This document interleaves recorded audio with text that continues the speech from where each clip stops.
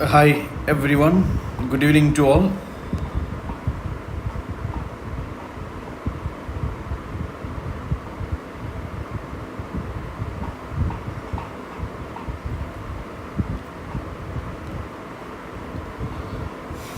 I think let us start the session.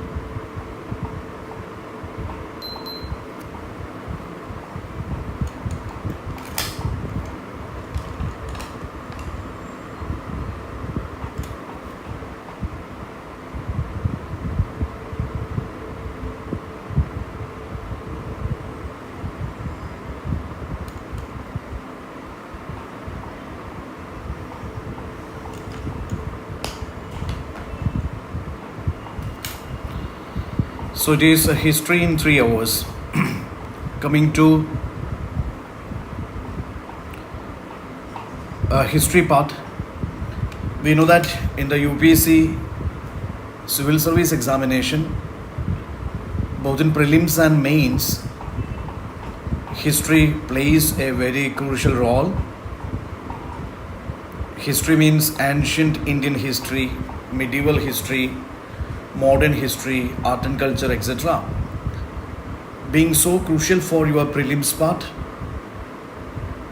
And coming to mains GS1, the art, architecture, literature, art and culture part plus modern India, freedom struggle, post-independence, world history part is important for your GS1 also.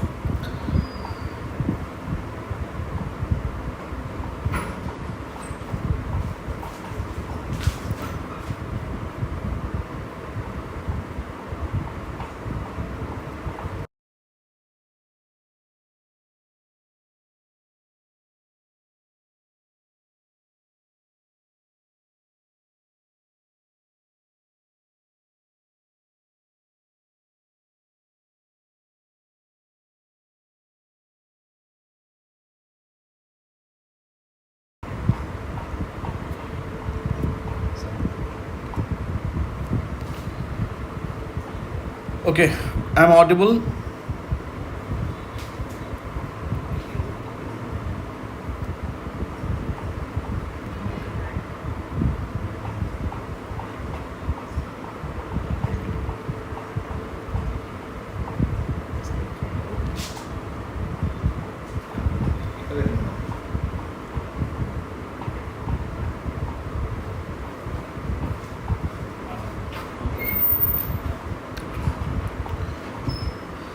So, coming to the history part, I would say that, regarding this history, what I said is,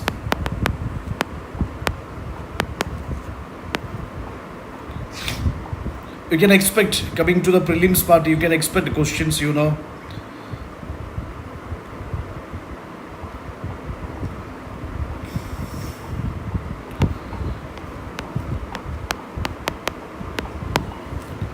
Yes, in the prelims, we can expect questions from this ancient India, medieval India, then there is modern India. So coming to ancient, I would say, what are the things you have to cover? Cover right from this prehistoric age. Prehistoric age to that post Gupta age. Okay, prehistoric to post Gupta age. So in ancient India, you will be definitely covering this prehistoric,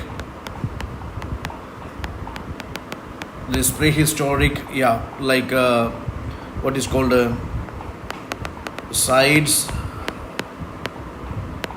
art, prehistoric, findings. All those things are important for you. Indus Valley civilization is important for you. Similar way,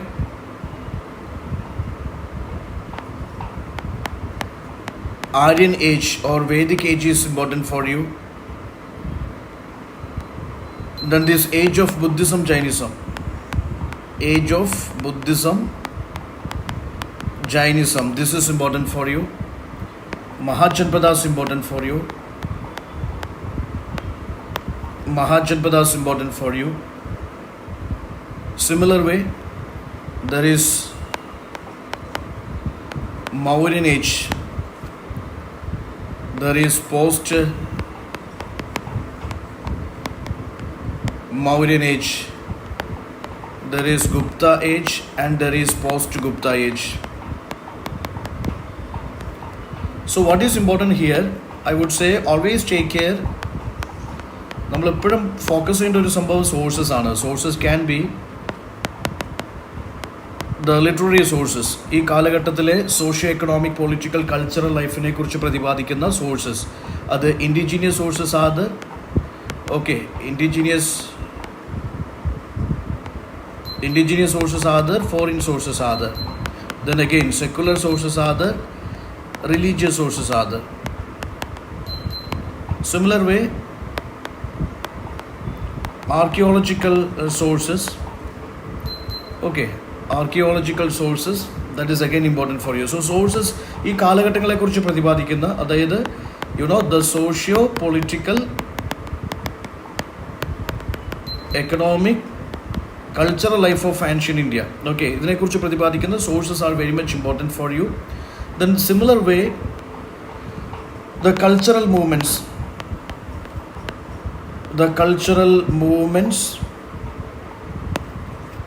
cultural contributions,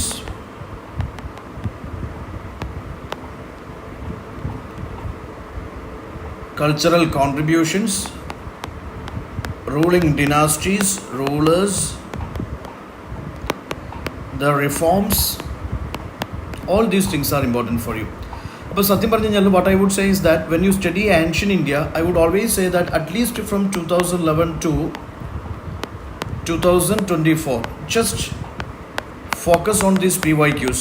How the questions being framed from this ancient India, medieval India, modern India, at least the last 10 to 14 years or maybe last 15 years questions, you have to go in detail, so you will get a picture what to focus in this history part. So coming to this, have a look into this. I would say, this coming week we will be having an exclusive art and culture crash course.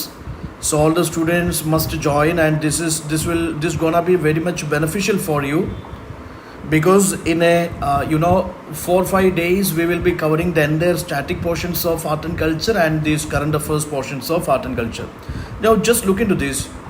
When these cultural elements are in the news, there is high probability that could be asked in the exam. Starting with the prehistoric age, this Ballari ash mount, you see recently this Neolithic ash mount dating back to it's prehistoric age being destroyed in Ballari. Okay, similar way, there is archaeological discoveries at certain places of Kerala. A similar way, coming to IVC civilization, you can see Tamil Nadu Chief Minister announced $1 million as a prize for anyone who can successfully decipher Harappan script. So you know that the Harappan script is not alphabetical, pictographical, and it uses that Boostrophedan style. Okay, it is not deciphered yet. So many things So when these things are in the news, Lothal, ancient maritime heritage complex, you see, Dolavida, that was in the news. So when these Indus sites are in the news, prehistoric sites are in the news, of course you can expect some question from the static area. Similar way, you see, from Vedic civilization, Prime Minister Modi mentioned Sinoli findings, highlighted Sinoli Copper Age findings are closer to Vedic age rather than Indus civilization. From Mauryan Empire, External Affairs Minister Jaishankar visited replica of East Gate of Sanji, Great Stupa, standing in front of this Humboldt Farm Museum in Berlin. So you can expect a question from this, like this Mauryan Stupa architecture, or maybe this, Buddhist art and architecture, or you can expect a question from this, this Sanji Stupa. Okay, so similar way, just look into this Imperial Cholas. There is Port Blair, capital city of Union Territory of Andaman and Nicobar Islands, renamed to Sri Vijayapuram. Okay, Bhakti Sufi saints in the news. Yes, 555th birth anniversary of Guru Nanak was celebrated recently. Amir Khusro's legacy. So these things we will cover in our art and culture part. So our approach would be very simple. In a chronological order, we will finish entire art, architecture, literature part, covering both the static and current affair parts of art and culture. Okay, these things we will be doing there only. But please try to understand that when this, I mean, maybe it is related to this art and culture. It is art and culture. It is something which is related to this freedom struggle. Freedom struggle, or it is great personalities. Great personalities, or the events in news. Okay, when these things are there, of course, there is high probability that you can expect questions in the prelims examination. Okay, so anyway, coming to this, what I would say, this ancient India quickest marathon revision part, I would say certain things. Yeah, we will just have a look into this.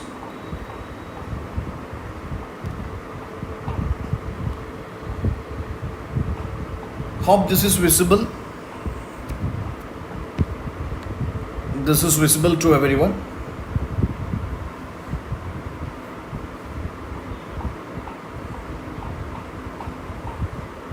Midun sir, are you there?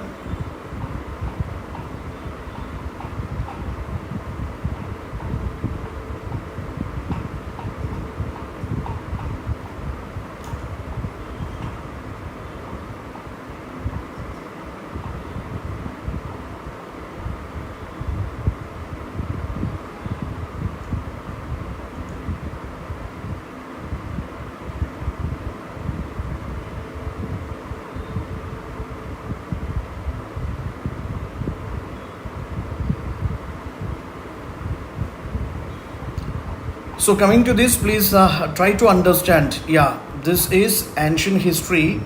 I said it. There is.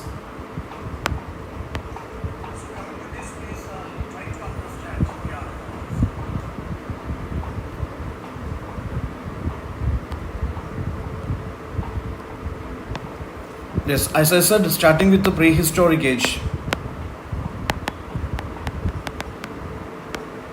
When you study prehistoric age, what is important is that you must know this Paleolithic, Mesolithic, Neolithic, and the Chalcolithic cultures. You know, these cultures are very important for you, especially what are the salient features of each. What are the salient features of each and popular sites of each? Popular sites of each and the major findings.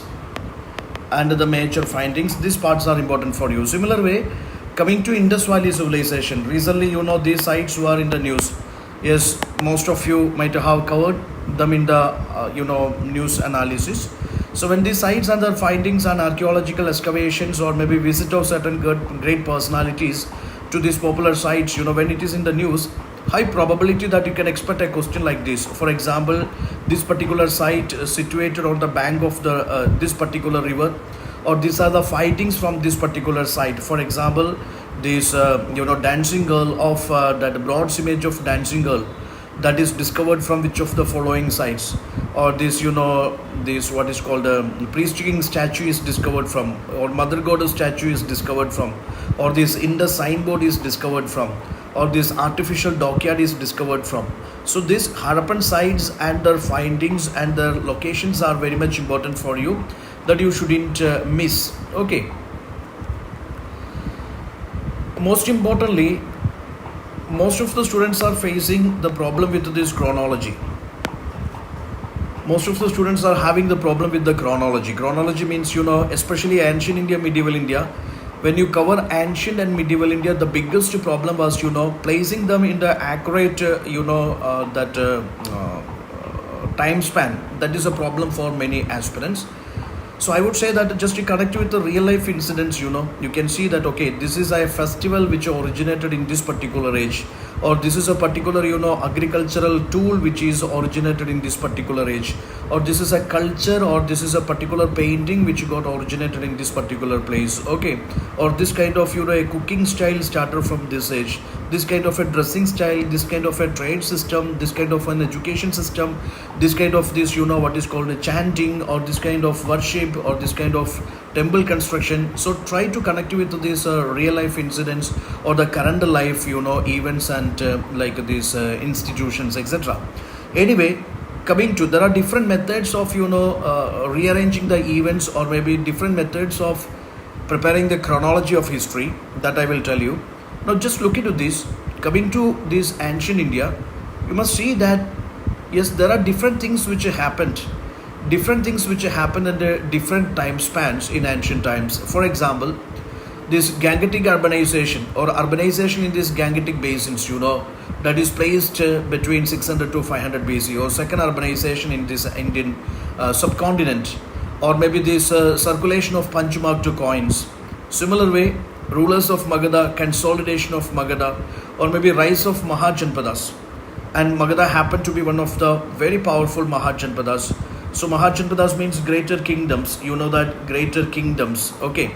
So Magadha happened to be one of the popular kingdom, and this rise of Magadha, that is placed or consolidation of Magadha as a strong kingdom, that is placed somewhere around this 500 to 400 BC. Invasion of Alexander, then see accession of Chandragupta Maurya as the head of Mauryan Empire, reign of Ashoka, end of Mauryan Empire, Indo-Greek rule in this northwest, then Shaka people, accession of Kanishka, earliest inscriptional evidence of land grants by Shatavahanas, beginning of Gupta age, then Samudragupta's rule, Chandragupta II or Vikramaditya's rule, then this rise of Chalukyas in Karnataka, Pallavas in Tamil Nadu, that is 500 to 600 AD, then Harshavardhana, king of Kanuj, and visit of Huan Shang, he is the Chinese Buddhist pilgrim, then Arab conquest of Sindh. So this is something I am giving you an idea that how the things are placed, or maybe chronologically arranged in this ancient timeline, okay, or ancient India's timeline. So here also UPC asks the questions like this. I mean, rearrange the following events. Rearrange the following events. Then they can place questions like this. For example, yes, Alexander's invasion and the practice of sati, or this development of Gandhara school of art, or maybe Kanishka's sponsorship to this fourth Buddhist council. So different events are given. You are asked them to arrange in the chronological order. So this is very important. When you study this history part, it is very important that you must know what is the chronology. What is the chronology of the events in the history? That part is very much important for you. Okay. What is the chronology of the events in the history? Okay. I would always say that, for example, I hope this is visible to you.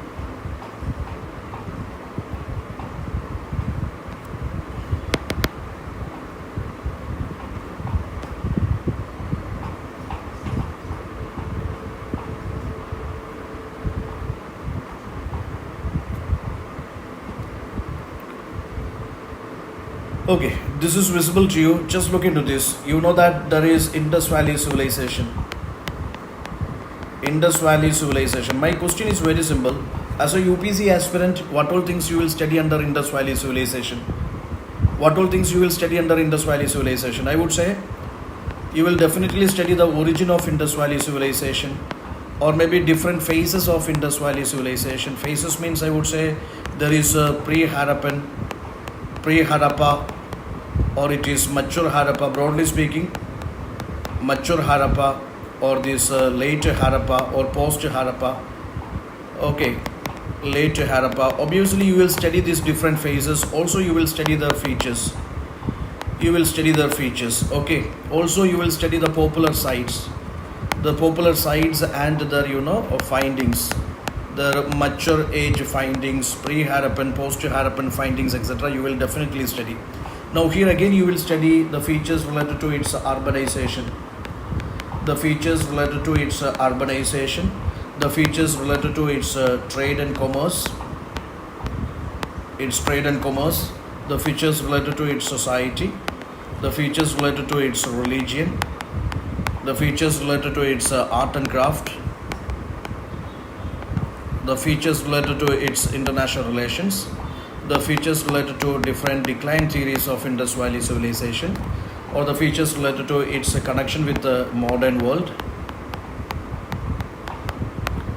Okay, you will study obviously the recent news or recent developments with regard to Indus Valley civilization. So same thing, I would say, coming to this history, you must know what all things which happen in Indus Valley civilization in a chronological order. Okay, similar way, coming to Vedic age, there is RVC and LVC. You know what is RVC and LVC? You can just put in the comment box here. People attending the classes, you can just put in the comment box what is RVC, what is LVC. You know what is that RVC and LVC?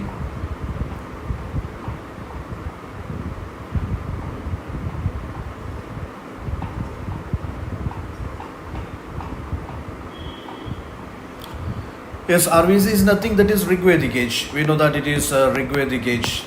This is Rigvedic age and this is later Vedic age. We know that this is somewhere between 1500 BC to 1000 BC, and this is 1000 BC to somewhere 600 BC. So this is again very important. This is one of the core part of your Vedic age. You must know what are the developments of this RVC and what are the developments of this LVC. That means how this society, how this polity, how this economy, how this religion, how this institute, different social cultural institutions,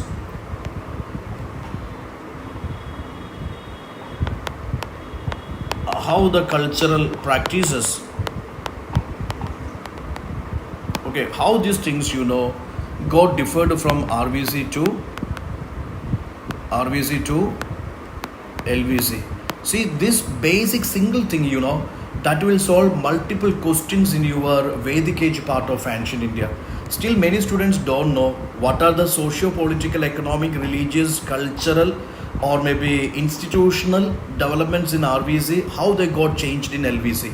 Okay, this part is very much important. Similar way, this Vedic literature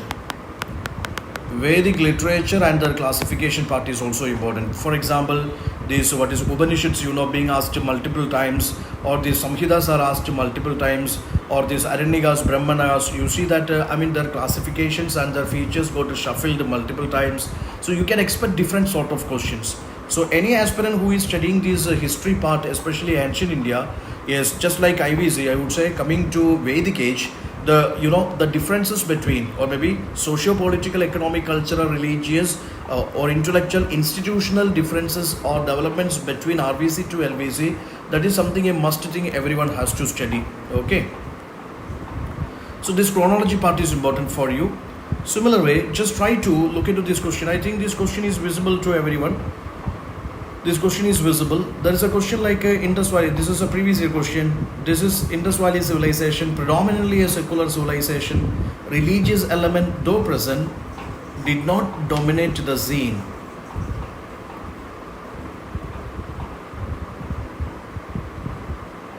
It was predominantly a secular civilization. Religious element, though present, did not dominate the scene. During this age, cotton was used for manufacturing textiles in India. So when you cover Indus Valley civilization, this is very much important that you must know what are the fundamental salient features of Indus civilization. Okay, if that basic thing is clear with you, this question is easily answerable. Okay, see, just look into the civilization. Of course, it was a secular civilization. Religion was practiced, but it was not, it was not the dominating one. Okay, so in that sense, first statement is 100% correct only. Coming to second statement, during this age, cotton was used for manufacturing textiles in India. Yes, we got these remains of these cotton textile, pieces from this Mohenjo-daro or from different sites, and they had a cotton trade with this, Mesopotamian world. So from these basic inferences, we will come to a conclusion that both the statements are correct here. Okay, so just look into this single question. It gives you a message that when you cover Indus Valley civilization, you must have an idea about the religion of Indus Valley civilization. You must have an idea about this, what is called the societal aspects of Indus Valley civilization. Okay, you must have an idea about this, trade and commerce of Indus Valley civilization. Trade and commerce of this Indus Valley civilization. Okay, so this previous year question, solving previous year questions, that definitely will help you. It will definitely help you how to focus in each module in this history part. Just look into the next question. The religion of early Vedic Indians was primarily of. This is just a previous year question.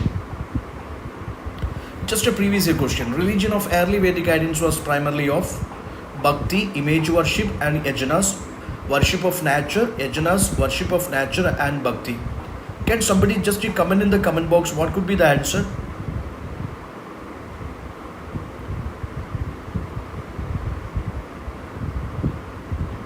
What could be the answer? Just look into the question and you just try to solve it in your own way.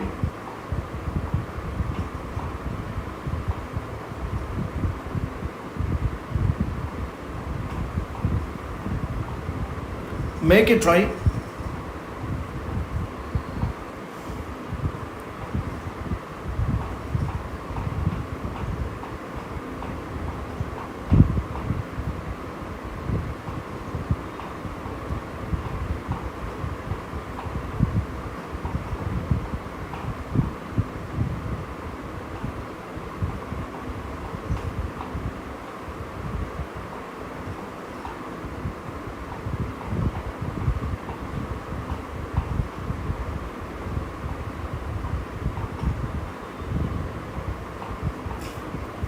Yes, I would say religion of early Vedic Indians was primarily of, yes, there is bhakti, there is image worship, there is worship of nature, yajanas, worship of nature, and bhakti. Okay, bhakti concept we got somewhere, it's after post-Mauryan ages we have seen there is a bhakti cult, emergence of bhakti cult, or after post-Gupta, or maybe Gupta and post-Gupta age, you can see there is emergence of bhakti cult and all.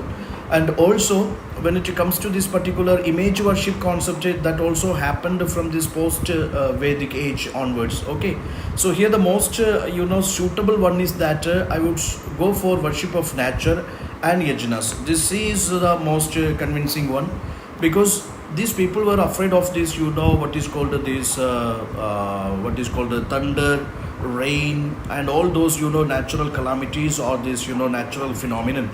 So what happened with the people, the basic concept is that they were afraid of this, the so-called these forces of the nature. And the solution, how they get rid of this fear, they started worshipping them. So this is the fundamental, this is a basic element of religion, or this is the fundamental philosophy behind this, is erection of a religion, or maybe the starting of a religion. I would say, yes, there is an element called fear. There is an element called fear. Okay, so in order to get rid of the fear, people find a solution, worshipping them. So that is the way these Aryan people, they were afraid of the natural forces, these natural things and all, and they find a solution for that. That solution was worshipping them. So initially these early Vedic Indians, their religion was primarily of worship of the nature. They personified the natural forces and they worshipped them. For example, there is God called Varuna, he is personification of water or this ocean. Similar way, there is Agni, personification of this forest fire or fire. Okay, there is Indra, Lord Indra. Okay, is the personification of this thunder. So there is this natural phenomena being personified, worshipped, and these so-called sacrifices, collective sacrifices they performed. So this was the religion. Early Vedic Indians, the religion was not philosophical, not for this internal spiritual salvation. It was essentially for getting rid of these evil forces and getting rid of these negative energies, etc. Moving on to the next one, just look into the question. Which of the following statements applicable to Jain doctrine? Which of the following applicable to Jain doctrine? The surest way of annihilating karma is to practice penance. Every object, even the smallest particle, has a soul. Karma is the bane of the soul, must be ended. Just look into this Buddhism, Jainism. So the question is that an aspirant who studies Buddhism, Jainism for the first time, your focus must be on what all things? I would say, when you study Buddhism, Jainism, your focus has to be on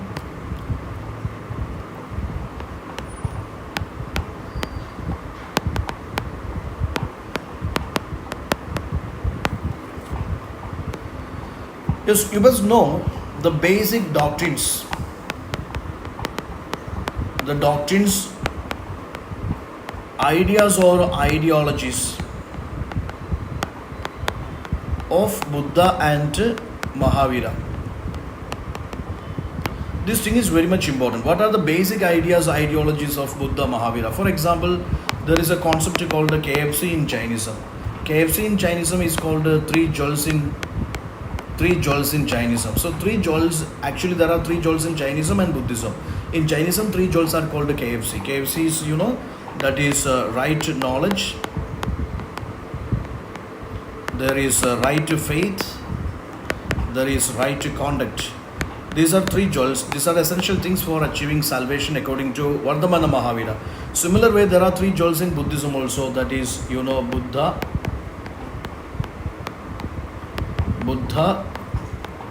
Dhamma, Sangha. So see, if you look the previous year's questions, UPSC constantly asks questions from Buddhism, Jainism, either related to Buddhism, Jainism, they can ask questions, based on the comparison between this Buddhism, Jainism. For example, the teachings, Buddha, Mahavira, their teachings compared. The teachings, their ideas or ideologies, or their sects, or their places of influence,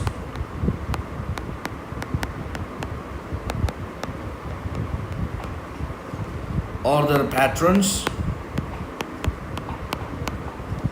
or their literature. These are being compared or these are being shuffled and UPC asked two questions. Similar way, there are lots of doctrines. There are lots of philosophies related to Buddhism, Jainism. For example, there is a concept called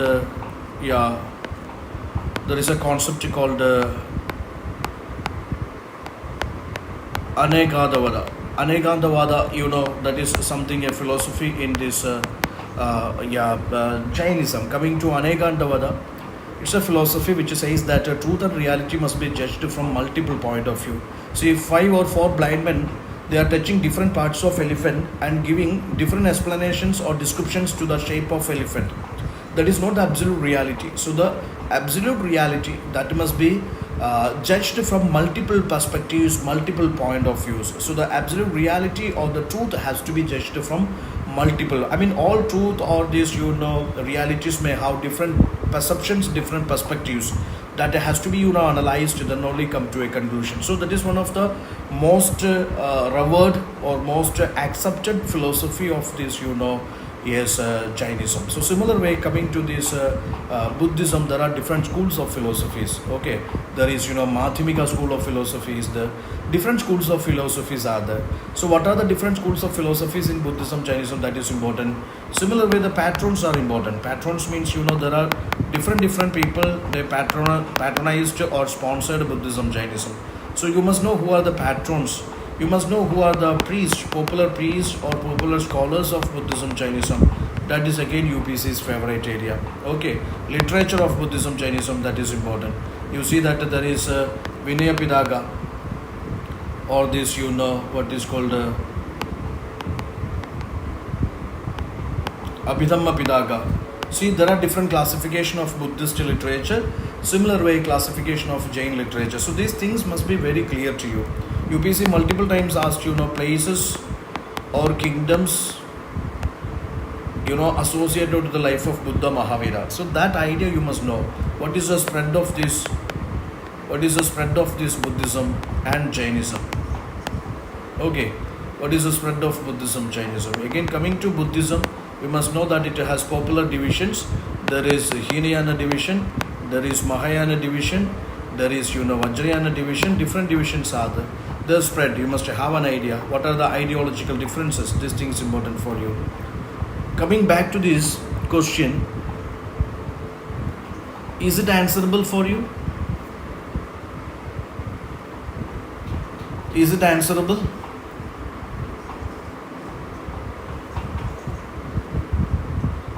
Yes, see, the surest way of annihilating karma is to practice penance. We know what is applicable to Jainism. So one of the basic difference between Jainism and Buddhism, Jainism, they follow these extreme austere practices. Extreme austere practices required for salvation in Jainism. Buddhism say, middle path. Just follow a middle path here. No much tensions. No extreme sufferings, no extreme luxuries. Follow a middle path. That is Buddhism. But coming to Jainism, Vardhamana Mahavira suggested extreme austere life. Extreme austere life, there is a concept called Sandhara. Sandhara is, voluntary fasting unto death. Once, a person feels these worldly duties are over, he is about to die. That time he can observe this Sandhara, which is voluntary fasting unto death, So this kind of these extreme things are given in this Jainism, not in Buddhism. Okay. So surest way of annihilating karma is to practice penance. Of course, that is a common sense. When you apply your common sense, that you can follow, because Jainism is something which is propagating or focusing extreme austere practices for salvation. Every object, even the smallest particle, has a soul. Yes, that is something Jainism. That is a difference between Jainism and this Buddhism. Jainism believes in the soul concept and all, and soul is immortal. Everything has soul, and that is immortal. But Buddhism does not believe in that immortality of the soul and all. Karma is a bane of the soul, must be ended. That is again this karma philosophy, soul philosophy, immortality. All those things are very much strong in this Jainism. But in Buddhism, not giving that much importance to immortality of the soul or karma philosophy, etc. So just look into this. If you apply your common sense, that comparing Jainism with Buddhism, Buddhism is more preferring a middle path, and Jainism is following like an extreme path for salvation. If you understand this basic difference, you can easily answer this question. You will understand all the three statements are applicable to Jain doctrines. Okay, please try to understand what are the fundamental teachings of Buddhism, Jainism. The kingdoms associated with the life of Buddha. Just look into this. See,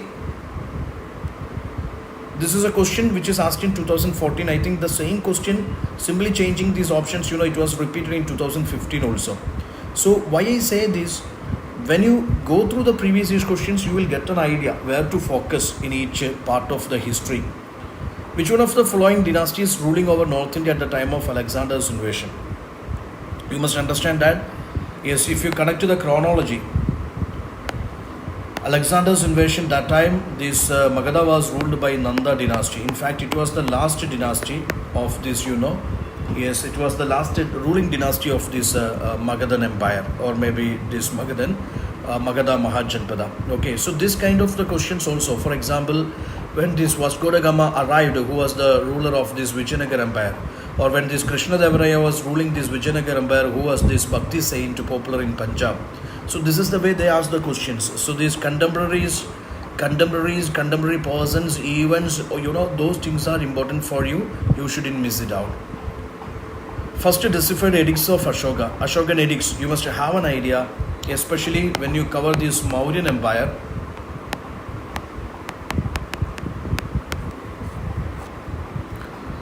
You must know Ashokan inscriptions are important, cave arts are important of this age, stupa art is important, art and architecture is important, Ashokan pillar architecture, that's important. So these elements are very much important that you shouldn't miss. There is a question. So when you cover this Ashoka, you know that his inscriptions, they propagate the message of Dhamma. It's a message of, it's a message of, how to lead a moral or ethical life. Now, Ashokan inscriptions, they are pillar inscriptions. They are, cave inscriptions. Can you say the third one?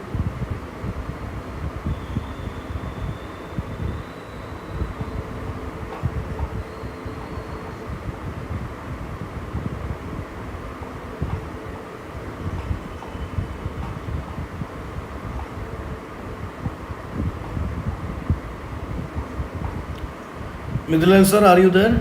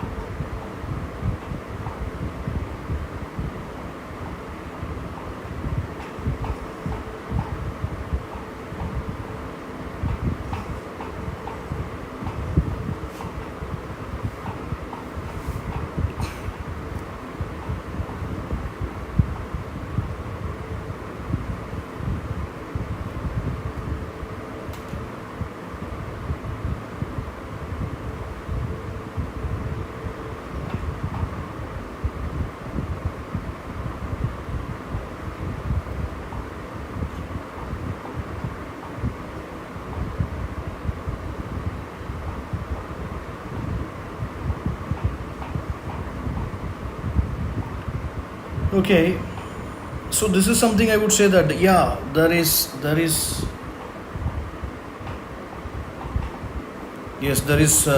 pillar edicts are there, cave edicts are there, rock edicts are there. You must know that these inscriptions are in various languages. Yeah, okay.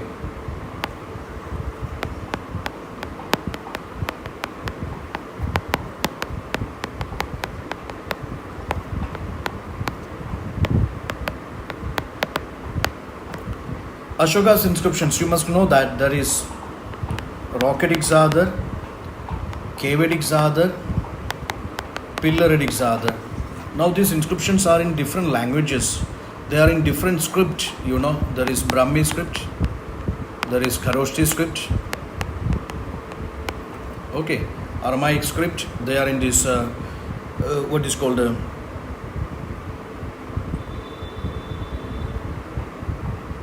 These inscriptions, they talk about this principle of Dhamma. So you must understand what is Ashoka's Dhamma, what are the essentials of this Dhamma, okay, and must have an idea. When I say the pillar inscriptions, there are 7 pillar inscriptions. Have an idea what are the essential content of these pillar inscriptions, and pillar as an art and architecture. You must cover its features, okay. Where is it?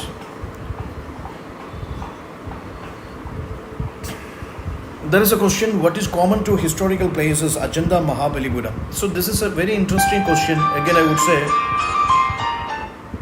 it's again very interesting question. You must know historical places of ancient and medieval India. Historical places,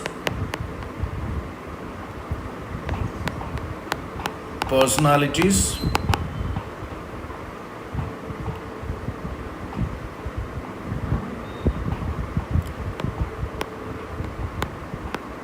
monuments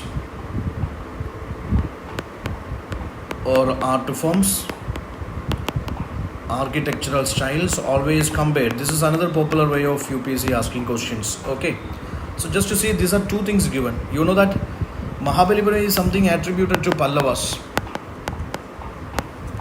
So Pallavas had their dosha and sambar or idli and chutney. That is only after Guptas, or let us say that Pallavas emergence, it is after Guptas we see. Okay, so Ajanta, we know that it is as early as or it is dating back to that Buddhism, Jainism. So that is the basic understanding. You must know where I should place Ajanta, where I should place Mahabalipuram. Okay, so Mahabalipuram is something, a magnificent structure. It's a short city and short temple that is attributed to these Pallava rulers. Narasimhavarman and so many Rajasimha and so many rulers are there. So you see that both are built in same age, that is first blunder. Both belong to the same religious denomination, again problem. Both have rocket monuments. Yes, that thing is fine. Rocket monuments, both have the rocket monuments. But the first and second things, both belong to the same religious denomination. That is wrong. We know that when agenda is more into that Buddhism part, yes, this what is called Mahabalipuram, you can see that that is mostly attributed to. Yes, by the time there is Vaishnavism, Shaivism, and attributed to this, yes, Brahmanical cults, Brahmanical divisions. Okay, so this is the way we identify things. Popular dynasties are important for you. There are questions, you see. Yeah, this is again a popular question. Gupta age is also known as the golden age of ancient India. This is golden age. So any student who study this Gupta age, I would say few things you have to take care. When you study Gupta age, please take care. What are the popular literary works, both Indian and foreign works, which give you insight about this Gupta age? Okay, have an idea about the developments in the field of science, in the field of medicine, in the field of these art forms, in the field of this mathematics, in the field of philosophy, in the field of this temple styles. Okay, so always have an idea what are the popular developments which are done in the age of, or in the field of science, medicine, literature, art forms, philosophies, temple styles. That understanding you must have. When you study any rulers, be it Mauryan rulers or Gupta rulers or post-Mauryan, or it is post-Gupta rulers, any rulers, I would say what is very important here is that you must know their reforms, their popular reforms. Especially coming to Guptas, there is Samudragupta is there. There is Chandragupta or Chandru too is there. Okay, so there are lots of rulers are there. Please try to understand what are the reforms undertook by them. For example, the practice of land grants, the idea of revenue collection, the idea of judiciary or judicial reforms. Okay, these things are very important, and there are terms related to these things, terms related to their judicial reforms or their military reforms, revenue reforms, that you shouldn't skip. Okay, also it is very important, please explore how was the socio economic, cultural, or the political life of these common people of the age, which is subaltern history. Nowadays UPC started asking a lot of subaltern history questions. Okay, so you just watch the history from these common people's point of view. So how the society, economic, culture, polity did justice to the common people, or how the institutions developed from common people's perspective. Okay, these things you must explore very well. Moving on to the question part. So this development in science, science, literature, art, architecture of Gupta age is important for you. Popular dynasties, look into this. Popular dynasties and these popular rulers or founders of each dynasty. Okay, that thing, like Palas are there, Kadambas are there, Hoyshalas are there, Shadavahanas are there, Pallavas are there, Vagadagas are there, Gaudas are there. So who are the popular rulers of these dynasties, or founding fathers of the dynasties? That is another favorite area.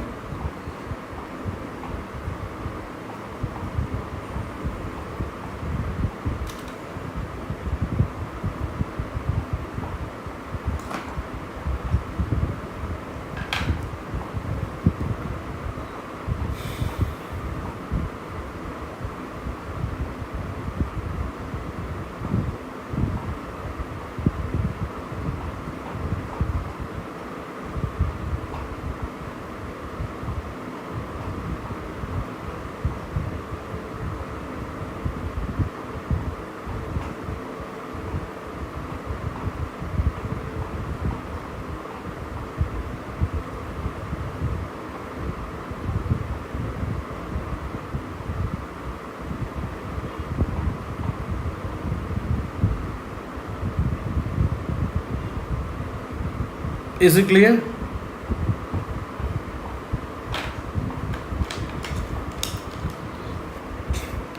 So this is again, see, this kind of questions, the conceptual analytical questions, they are favorite part of UPSC in the prelims examination.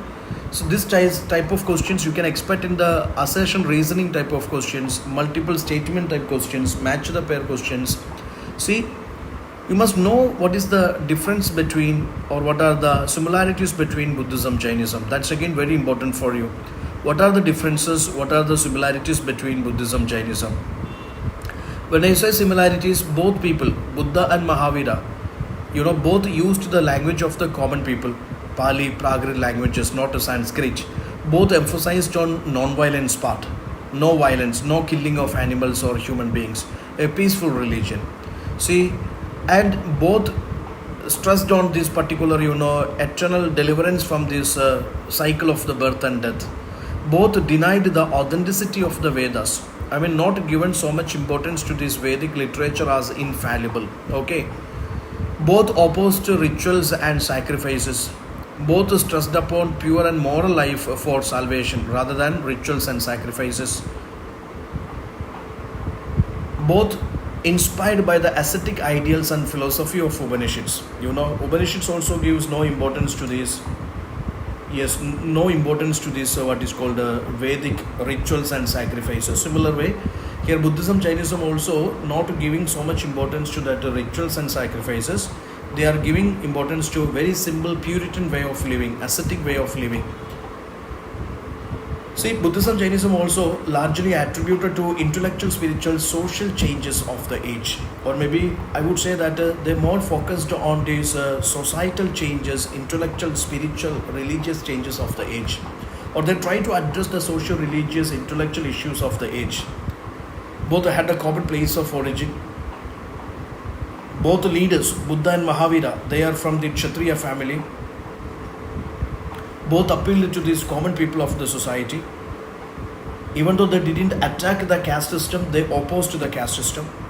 So these are something the similarities, because I don't know how many of you know this fact that several times, if you check the last 20 years questions, several times UPSC asked you questions, comparing Buddhism, Jainism.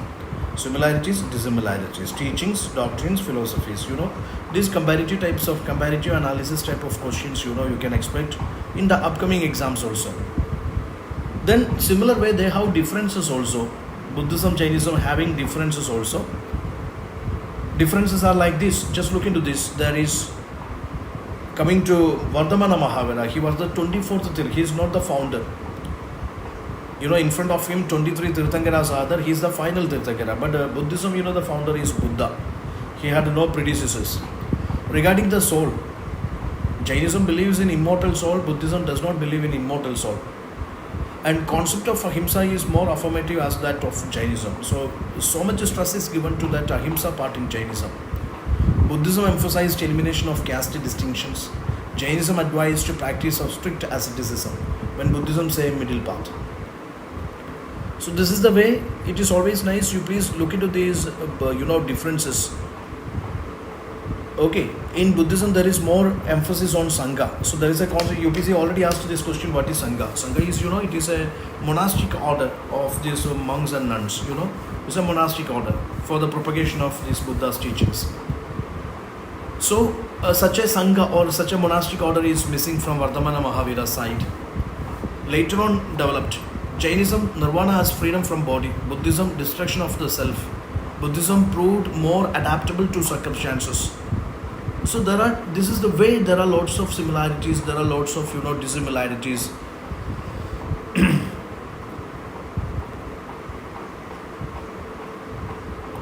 So you have to cover that Maurya age, the basic contributions of Mauryan rulers, or the basic contributions of this, Mauryan emperors, the reforms, art, architectural, literatural developments of the age, foreign travelers, ambassadors. Similar way, you should also cover the popularity of Buddhism, Jainism during this Mauryan age. All those things you have to cover very well.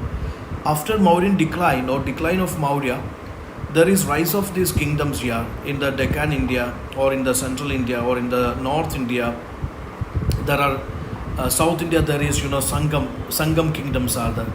So many kingdoms emerged in the post-Mauryan age, or after decline of this Mauryan empire. There is Shagas, there is Sungas, there is Kandvas, there is Shatavahanas. Similar way, there is Indo-Greeks, there is Shagas, there is Parthians, there are Kushanas. So many Central Asian invaders invaded and established their empires or kingdoms here.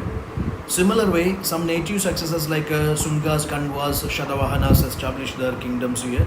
So that is the history of these post-Mauryan kingdoms, that you have to cover very well. Especially the history of Shatavahanas, Kushanas, they are very much important for you. Then what was the status of the trade and commerce? What was the status of the deep south, that is Sangam age, Sangam, Cholachera Pandya, that history, and Sangam society, polity, economy, especially since these, governments are investing lot of, money into all, they are, setting different research teams for studying into this Sangam age, Sangam history, or many discoveries are there, or many, what is called festivals, or maybe many international festivals, or maybe summits are held, that is for the promotion of this Sangam, or that is to re-establish or reinvent this Sangam society, economic culture. See, when these things are in the news, of course, you have to cover its static portions, which is important for you. Popular trade cities and ports of the age. Similar way, these different practices of the age, institutions of the age, terms of the age, that's important for you. Cover it very well. Similar way, there is coming to Gupta age. I already told you, Gupta age means you must cover the different Gupta rulers, the reforms, foreign travelers, their observations, different socio-economic religious developments, especially status of Buddhism, Jainism, status of Vaishnavism, Shaivism, status of different schools of philosophies, orthodox and unorthodox schools of philosophies, and why it is golden age. What are the different aspects of Gupta age as a golden age? Those things you have to cover very well. Okay. So similar way, the early medieval India,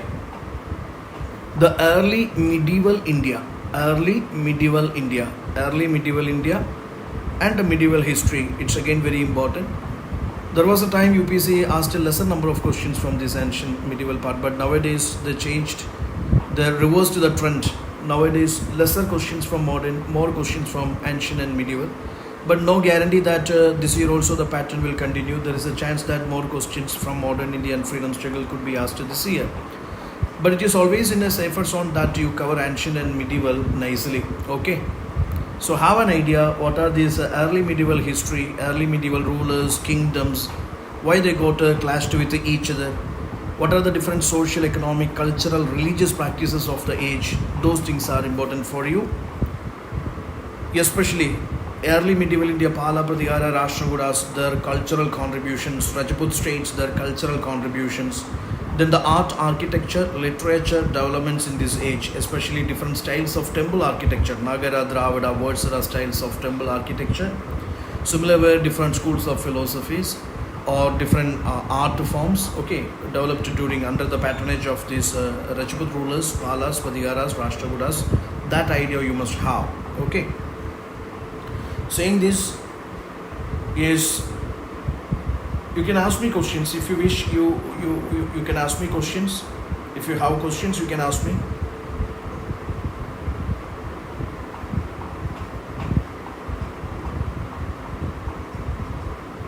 If you wish to continue these sessions, please just comment in the comment box.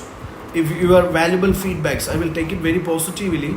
Your valuable feedbacks. If you really want to continue if you really want me to continue this series, just leave your valuable feedbacks in the chat box. What all your feedbacks regarding my session, I will take very positively, and I wish to continue the art and culture and this history parts, quick revision parts for you. In a similar way, next week we will be having this crash course for art and culture. Interested students can apply for that. and history part also.